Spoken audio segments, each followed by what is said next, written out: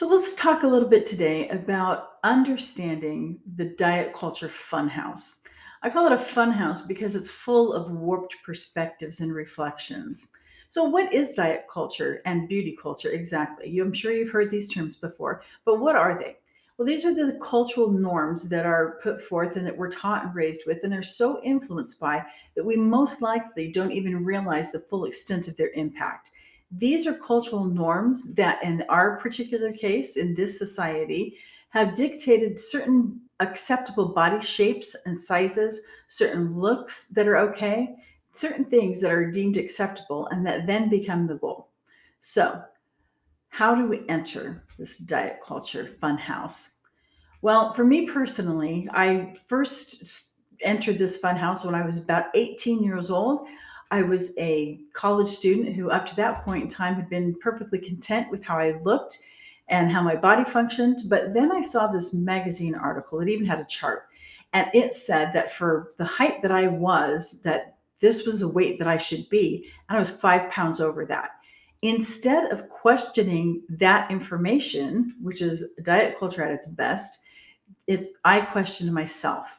So I took up running.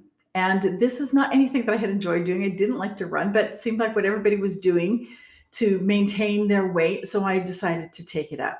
What I didn't realize when I started running was that where I really ran was right into the diet culture funhouse. So when do we enter this funhouse and how? Unfortunately, for some, it's as young as elementary school.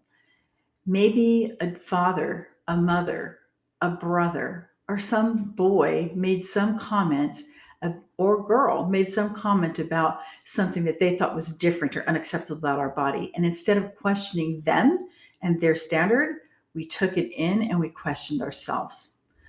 For some, it's high school. That's not uncommon because we're in the middle of trying to figure out who we are and how we fit in. And a natural part of that is to look at our bodies and figure out how they fit into society. So for a lot of people, that's the time that they enter that diet culture funhouse. They start believing more in cultural norms and cultural acceptability than they do in just what their body is and how to take care of it. For some, like me, it's in young adulthood when we become more aware and start buying into all these things that we see and we hear around us about what bodies should look like, how much they should weigh, what beauty really is. For some, it comes with pregnancy and motherhood and how that really changes a body. There's going to be weight gain, and for a lot of women, that's really hard, which ideally it shouldn't be hard. We're growing a child, for goodness sake. Hopefully, we're going to gain weight. But then, how often after the pregnancy is done do we hear women saying, "Oh, I just want to get my body back," as though the body they had while they were pregnant wasn't theirs. And the body that they have post pregnancy should look exactly like the body pre pregnancy. That's really a strong diet culture indicator. For some, their body really changes with an illness or with a medication that they're on. And that triggers body issues and triggers buying into all of the diet culture standards that tell them how to look and how to behave and how to eat and how not to eat and how to exercise and how not to exercise. So if this is such a deal, if it's not a healthy deal, then what's the allure? Why do we even want to go into this diet culture funhouse? What's the draw? Well, there are a few. The first is all of us have insecurities. All of us have feelings of lacking self worth in some areas. Often we feel like we're not enough in one area or another. And this diet culture promotes the idea that there's perfection to be had, that we can find at least one area of our life that we can be perfect in, and that's how we look. We can, if we eat the right things, if we exercise the right way, if we have the right surgeries or use the right serums, we can have the look that's perfect. And what does that perfection lead to? It leads to acceptance. We feel like we'll be accepted if we look a certain way. Many of us, unfortunately, have had the experience of being made fun of in one way or another, sometimes very meanly, sometimes just kidding and lightheartedness, but teased about how we look. And we believe that inside that funhouse, we're going to find acceptance, because we're going to learn what we need to do and be able to do the things we need to do to attain that perfection that's going to then allow us to be accepted. Also, diet culture really sells the idea that this is a quick fix, even if it's just a few months, to be able to work for a few months to get the body that we want and then to not have to worry about it again. Woohoo!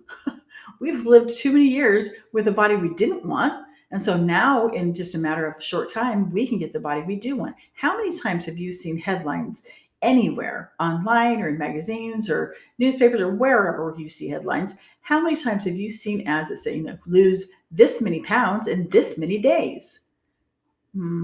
Quick fix. And ultimately, why we go in to that fun house is because we think inside there is happiness. We think that once we can just get ourselves under control, we can be happy. If we can be thin and pretty, that's where happiness lies. Obviously, this is all false information, but it's what they sell us when they give us our ticket to admission. So what do we find once we go into the fun house? Well, inside the fun house is nothing but distorted perceptions.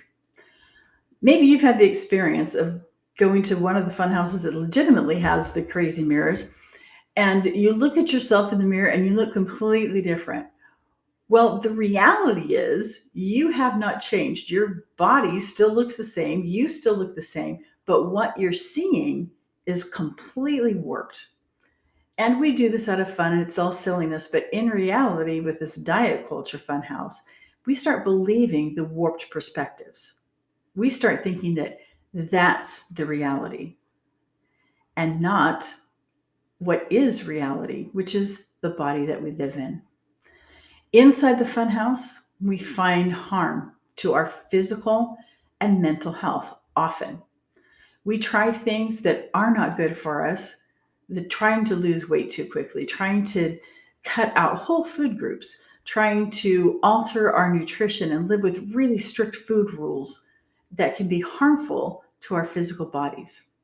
Also, our mental health is at stake because buying too much into this and fighting too much to get ourselves into a particular shape and size, that leads us to not accept ourselves where we are, which is damaging to our mental health.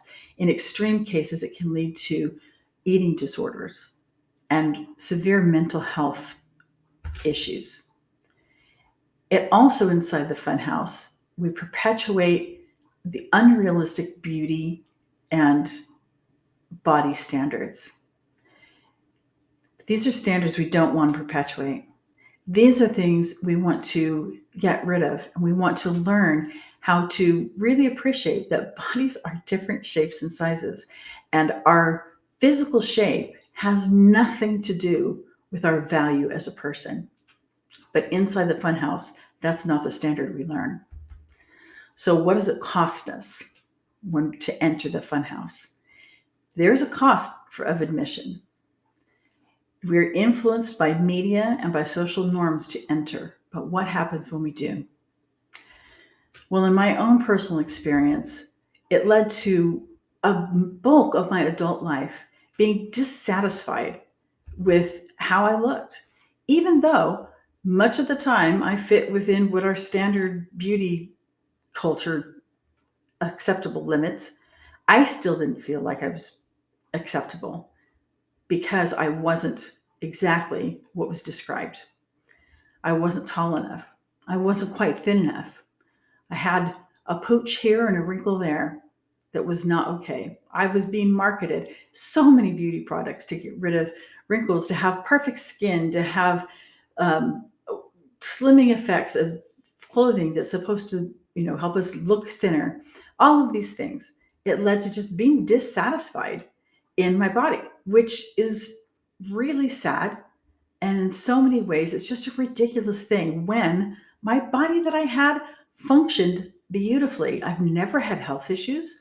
I've never had any problems doing whatever I wanted to do physically. And yet I was still dissatisfied because I bought into the diet culture fun house and stepped in through that door. For others I've known, I know of a young woman in her 20s who was on a first visit with a doctor, suggested that she have gastric bypass surgery. That our medical profession has been trained to have weight bias unnecessarily. I know of more than one elderly women in their 80s, who are still not satisfied with how their bodies look and function. Is that what we want to do? Be in our later years when we could just be enjoying family and thoroughly enjoying our lives and still be concerned about what we look like? I know of many other women who love their families, who serve with all of their hearts, who contribute so much to their communities, to their families. They live lives that are just amazing. And yet they still feel like they're not enough because they don't look like what they think they should look like, what these beauty standards and this diet culture tells us they should look like. That to me is tragic. So let's work on this. Let's recognize the harmful impact of diet culture. Let's call it out for what it is. It is a bunch of BS. Let's find that exit to the diet culture funhouse and let's take it.